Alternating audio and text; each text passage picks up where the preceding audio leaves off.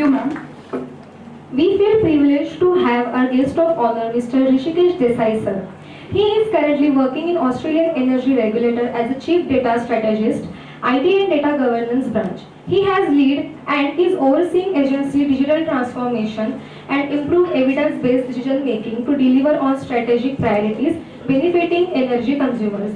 He has developed and foster a data-driven culture and provide thought leadership to provide smart service and improve agency operations. He has managed projects, budgets, and operations of IT and data governance branch to meet the needs of agency.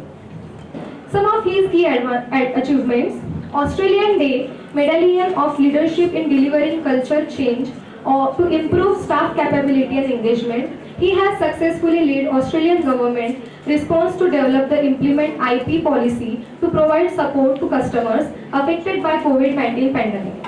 Sir is gracing the valedictory session with his online presence. We welcome you, sir. Now I request Hrishikesh sir to address the audience. Thank you very much. Can you hear me? Yes, sir. Excellent. Namaskar everyone, and thank you for the kind introduction. I feel privileged to be in the distinguished company of all the honorable guests. मला तुमच्याशी संवाद साधण्याची संधी दिल्याबद्दल मी कर्वेश B शिक्षण संस्था तसेच doctor Surya Raman यांचे मनापासून आभार मानतो.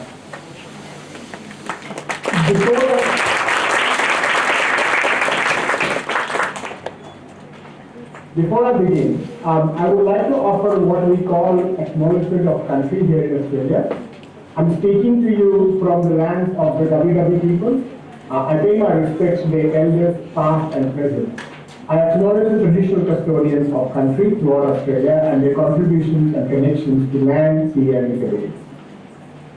So as per the kind introduction, my name is Hrishikesh Desai and I'm the Chief Data Strategist at the Australian Energy Regulator. My background is in science and engineering and experience across intangible assets such as intellectual property and data. Can you see my screen? You can't see my screen. Yes, sir.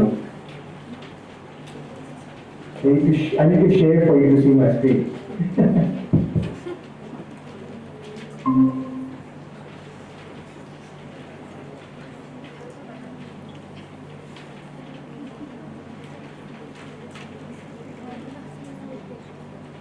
Can you see now?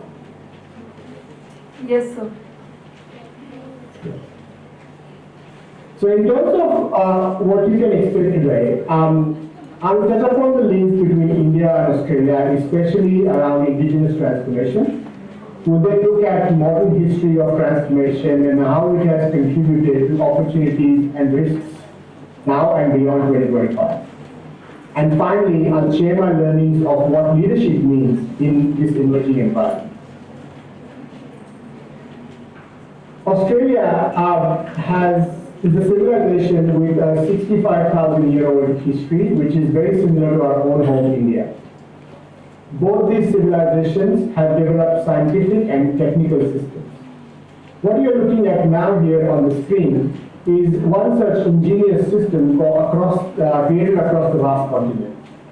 The indigenous people of Australia created a technical system in a place called Ravana in New South Wales. They used rocks and stones to create fish traps in the local river, which was the original and the first sustainable fish farming invented 60,000 years ago. The system was designed to not only trap mature fish of a certain size, small juvenile fish then could pass through those traps and get safe. As far as we know, this is the oldest known technical and sustainable system in the world. Not only does it still exist, but Aboriginal people in the region continue to use, maintain and care for the fish trap unit. So there's no difference from we the children of Bharat using and preserving our knowledge systems. If you look at India, we have developed sophisticated scientific systems to understand astronomy, health, navigation, Ayurveda and much more. Our rishis not only were a source of knowledge, but they were the true transformation leaders. With their knowledge, they uplifted the society around them. We already have the right ingredients of foundational frameworks, sciences, technology, a large motivated workforce, and a compassionate, sustainable vision of us as a country. Given all of this, we have a unique opportunity to tread on the path shown by our rishis to truly live the ethos of Vasudhaiva Kutumbakam, the final destination.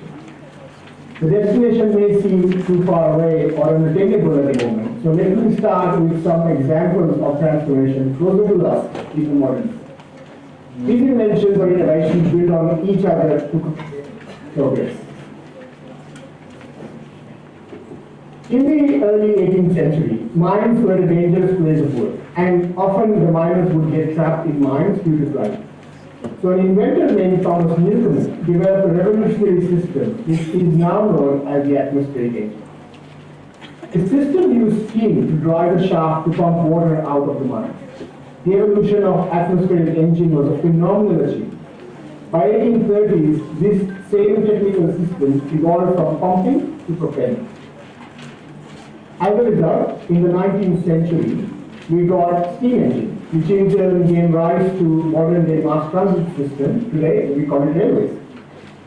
As train helped us move faster, suddenly we needed to know when the train would arrive at the station. So we needed to know and standardize time. These systems became the foundation for the rise of mass manufacturing. By 1870, we had mass manufacturing plants like these popping up across, at least in the United Kingdom, to produce uniform goods. The first industrial revolution was powered by steam, while the second industrial revolution used fossil fuels to deliver transformation. By the early 20th century, we were really steaming through the transformation with steel manufacturing, automobile manufacturing. And once we mastered the land and the sea, humanity turned to the next frontier. Powered flight to conquer the vast blue skies. Machines replaced physical power, and at that time, there was a discussion taking place in the academic circles that machines would one day replace brain power. It must have sounded like science fiction at the time, because at the time, machines as large as a room were doing basic human brain functions like mathematics.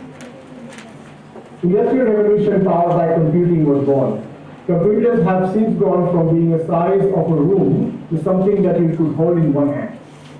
Does anyone remember? You're probably all too young to know, but those old enough like me would remember the Motorola brick. In the 1990s, it revolutionized the way we communicated and worked. At the time, I thought surely we have reached the limit of technology. Even Bill Gates then said, 64 kilobytes of memory is all that anybody with a computer would ever need. Where is the stuff, he asked. The stuff he was referring to was the internet, the World Wide Web. The invention of internet impacted every industry, business, and even human behavior. While Industry 3.0 was driven by computing power, the fourth industrial revolution is powered by what Gates called stuff. That stuff is data.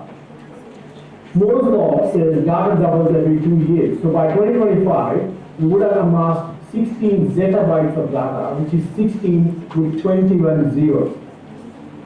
That is crazy amount of stuff we have created. So what is the value of this data and what are we doing with it?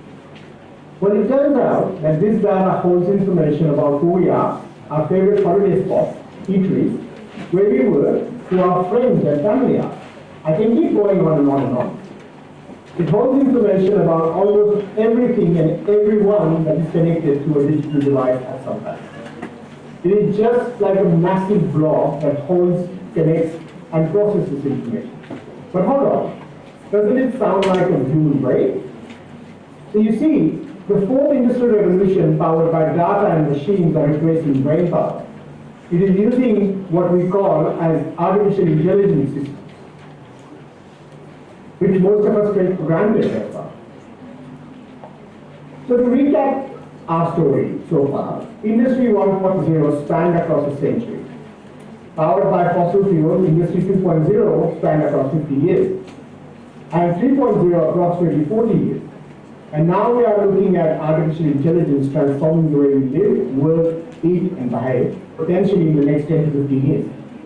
The cycle of change and transformation and disruption are getting shorter and shorter. A scary prospect for some, but a real opportunity for others. So looking at now and beyond 2025, we see various businesses and industries adopting these AI systems. This slide actually looks at lots of different industries who are adopting AI, but let's look at some tangible real-life examples. Advances in medical technology now use AI in medical diagnostic tools to detect cancerous cells and tumors. Advances in legal fields use blockchain technology for distributed ledger and to authenticate legal content. In the education sector, through online education, voice recognition technology is being transformed. And a technological success story in the education sector so far is when we all went online to work and study during COVID-19.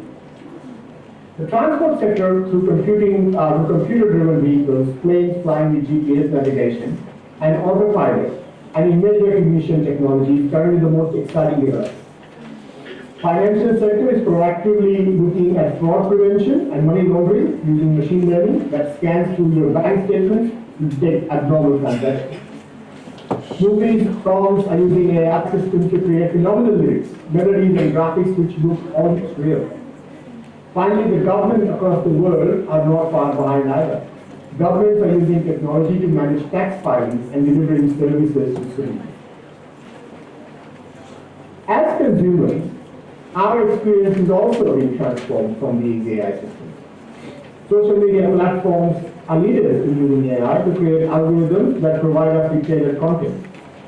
OTT platforms such as Netflix and Amazon are also using AI to tailor content and to offer a plethora of choices as opposed to one movie in a theater back in the 90s. Facial recognition is being used to prevent crimes and at times catch us when we speed on the road or using mobile phones while we drive. So the opportunities are endless with this transformation, and it can be a real equalizer across the society if we use it wisely. At the same time, there are risks if not managed well. It may end up further dividing us on social, economical, political, religious, and cultural grounds. Briefly, let's look at how opportunity and risks are two sides of the same coin.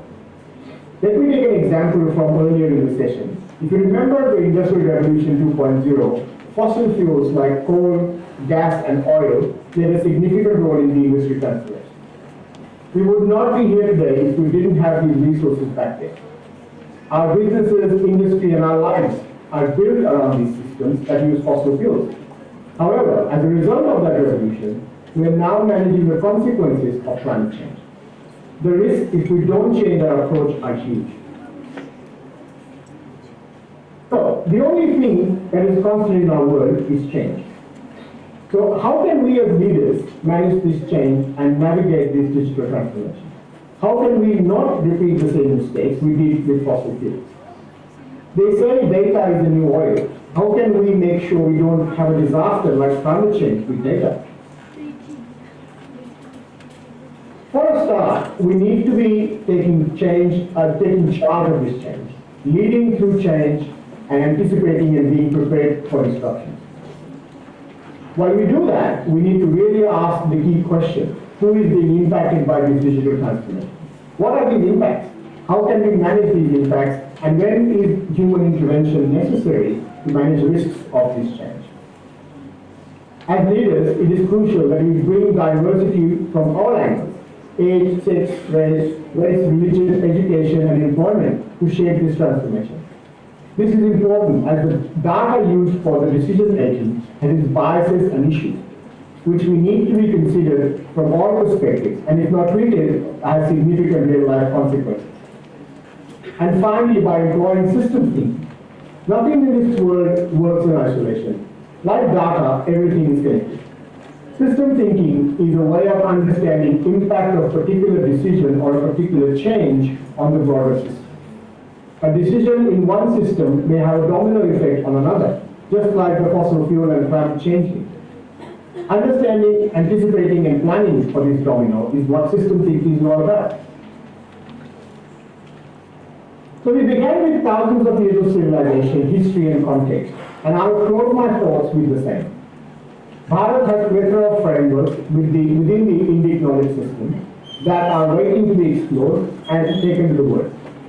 When I wear my patents hat, I see our Indic knowledge system being mined and commercialized. This is also a critical space waiting for us to be claimed. We are currently in a period has been called as the Amrit. As emerging leaders, each one of us has an opportunity to utilize the Dharmic values, a rich knowledge base which is inclusive and benefits all. I'm sure our ability to think beyond individuals and looking through the lens of Vasudhaiva Kutumbakam will ensure we lead to a prosperous Bharat now and beyond. Thank you.